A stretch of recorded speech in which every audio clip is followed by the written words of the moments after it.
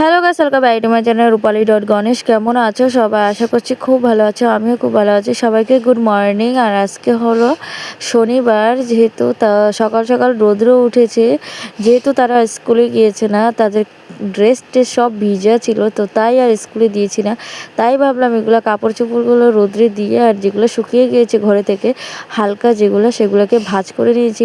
আর যেহেতু আজকে তুষক সব কিছু রোদ্রে দিব, তো তাই আর কি রৌদ্র যাওয়ার জন্য একদম প্রস্তুতি নিয়ে নিলাম। আর ঝটপট করে তারপরে এই যে তোষকটা রোদ্রে দেওয়া কমপ্লিট হয়ে গিয়েছে।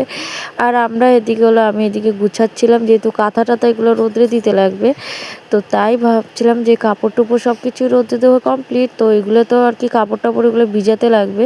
তো তার জন্য আর কি ঝটপট করে কাপড় নিয়ে বেরিয়ে পড়লাম আমি।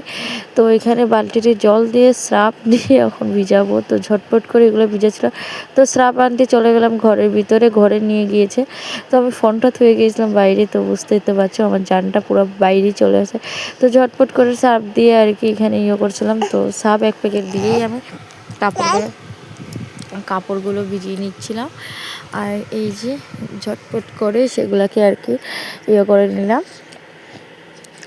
মশারি টশারি যেহেতু আমার একটা প্রবলেম ছিল, তো তাই মশারিটি সব কিছু ধুয়ে নিচ্ছিলাম পরিষ্কার করে। তো যাই হোক, এখানে সব কিছু নিয়ে ভিজিয়ে টিজিয়ে তারপর আমি এখানে আটটু জল দিয়ে আটটু ভালো করে ভিজিয়ে নিলাম। ভিজিয়ে নিয়ে তারপর এখানে আর কি এই যে করে নিলাম। তারপর পা হাত ধুয়ে চলে গেলাম আমি অন্য কাজে। তাই আর সকরা জল টল এগুলো ফালাতে চলে গিয়েছিলাম। যেহেতু সকরা জল ফালিয়ে এসে তারপরে আবার চারে বাসন কয়েকটা আছে, তো সেগুলো দিয়ে নেব। তো সকাল সকাল অনেক কাজে আমি করে নিচ্ছিলাম, তো ঝটপট করে চার বাসনগুলো দিয়ে নিচ্ছিলাম। আর আজকে যদি তাড়াতাড়ি কাজ না করি সেগুলো অনেকটা বেলা হয়ে যায়। আর যে প্রচণ্ড রৌদ্র উঠেছে, প্রচণ্ড রৌদ্র, তো বলে বোঝাতে পারবো না এতটা রৌদ্র। আর যেহেতু আমি বাসন যে জায়গাতে ধুচ্ছি সেই জায়গাটাও আমার পরিষ্কার করতে লাগবে, যেটা আমার একদম ঘরের দরজার সামনে পড়েছে, তো সেটাকেও আমি দুদিন পর পরই পরিষ্কার করি। তো আর কি না পরিষ্কার করলে একদম ভালো লাগে না, তো পরিষ্কার করব। তো ঝটপট করে বাসনগুলো ধুয়ে নিচ্ছি, যে অন্য কাজ আছে, রান্না আছে, যেহেতু বড়মশাই আবার বাজারে যাবে, তো তাই আর কি রান্নাগুলো সেরে নিতে, মানে রান্না বাড়া সব সাথে। শনিবার আজকে, যেহেতু আজকে অনেক মালপত্র আছে, মানে মাল বলতে আর কি দোকানের মাল এগুলো বানাতে লাগবে, তো তাই আর কি। তো শনিবারে তো বেশি মাল বানাতে লাগে আমাদের, তো সেটার জন্য আর কি। তো গাড়ি প্রচুর আছে। তারপরে বাসনপত্র এগুলো গুছিয়ে রেখে দিলাম। আমার একটা সুন্দর একটা ভাঙ্গা টুটা একটা সংসারের ভিতরে, মানে ভাঙ্গা ঘরের ভিতরে সুন্দরভাবে গুছিয়ে গাছিয়ে রাখছিলাম। তো যাই হোক, এখানে আমার যেহেতু ঘর ভাঙ্গা, কেউ কিছু মনে করো না।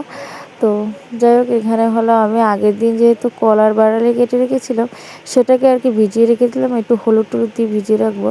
আর এদিকে হলো একটু ডাল ভিজাচ্ছিলাম, যেহেতু ডালগুলো একটু ফুটলে ভালো হবে। তো যাই হোক, এখানে ডালটাকে ভিজিয়ে ভালো করে, তারপর আমার প্রচুর জল তৃষ্ণা পেয়ে গিয়েছিলো।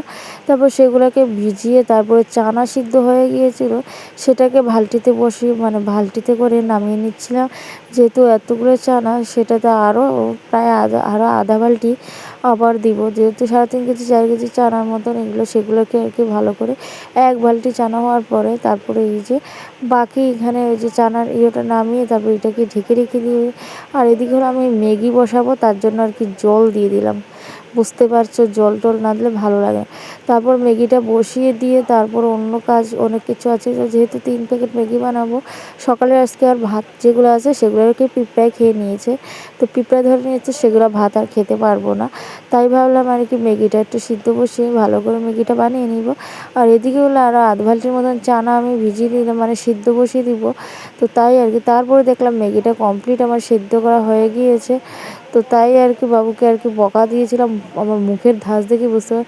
তারপরে ঝটপট করে এখানে এই যে ম্যাগিটাকে আর কি ভালো করে পেঁয়াজ কুচি দিয়ে তারপর লাড়াচাড়া 5 মিনিট করতাম, 2-3 মিনিট মতন করে তারপরে আলুগুলো ছেড়ে দিলাম। আমি এইভাবেই ম্যাগি বানাই। তারপরে হলুদ গুঁড়ো, জিরা গুঁড়ো, লবণ দিয়ে তারপরে কাঁচা লঙ্কা আগে দিয়ে দিয়েছি। তো সেটাকে দিকে ভালো করে লাড়াচাড়া করে নিয়ে তারপরে এইভাবে তারপর ডিম আমি ফাটিয়ে দিয়ে দিয়েছিলাম এটার মধ্যেই। তারপরে এই যে কড়াইটা কিন্তু লড়ছে, কিছু করার নেই। তারপর এখানে এই যে ম্যাগি দিয়ে ম্যাগির যে মশলাটা ছিল সেটাকে দিয়ে তারপরে ঝটপট করে লাড়াচাড়া করে নিচ্ছি। তো বুঝতেই তো পারছো এইভাবে লাড়াচাড়া করলে একটু ভালোই হয়। তো সেইভাবেই করছিলাম। তারপরে ম্যাগি হওয়ার পর একটু আগের দিনের রাতের তরকারি ছিল, তো সেটাকে একটু বসিয়ে গরম নামিয়ে নিয়েছি। আর এদিকে ছানাটা আবার বসিয়ে দিয়ে আসছিলাম। তারপর এদিকে আর কি তাদেরকে খাইয়ে দিচ্ছিলাম। আমার প্রচুর খালি জল তৃষ্ণা পাচ্ছিলো, যে ঝটপট করে জলগুলো খেয়ে নিচ্ছে। আজকে ভিডিও কিন্তু অনেকটা লম্বা হবে, কিছু করার নেই, তোমরা একটু মানিয়ে নিও। তো তাই আর কি, তো দিয়াকে আর বাবুকে খাইয়ে দিচ্ছি, আমরা 3জন মিলে একটার থেকে খেয়ে নিচ্ছি। তারপরে খাওয়াটা কমপ্লিট করে আমি কিন্তু বাসন ধুতে চলে আসলাম। আর ঝটপট করে কড়াই দুটো বেরিয়েছিল, সেটাকে ভেজে নিচ্ছি। কারণ হলো যেহেতু আমার বাসন প্রচুর ভরে, আর আমার বাসন ধুতে ভালো লাগে, তো ঝটপট করে আর কি বাসনগুলো ধুয়ে নিলাম। যেহেতু বড় মশাই চলে আসবে, আর কাপড়গুলো তো ভিজিয়ে রেখেছি প্রায় আধ ঘন্টার উপরে হয়ে গিয়েছে, আধ ঘন্টা না 1 ঘন্টার উপরে হয়ে গিয়েছে। তো সেইভাবে আর কি বাসন টাসন মেজে নিলাম ঝটপট করে। তো এক এক করে সবগুলো কড়াই ধুয়ে এখন ভাবলাম যে বাসনগুলো যেহেতু মেজে নিলেই ভালো, যে না মাজলে এই থাকবে যদি ফেলিয়ে রাখি। আর আমার তো সেভাবে আর কেউ নেই আমি ছাড়া ঘরের মধ্যে, তো আমার ঘরে আমি একা একা কাজ করতে হয়। তো সেইভাবে বাসন টাসন কমপ্লিট করা শেষ আমার ধোয়া।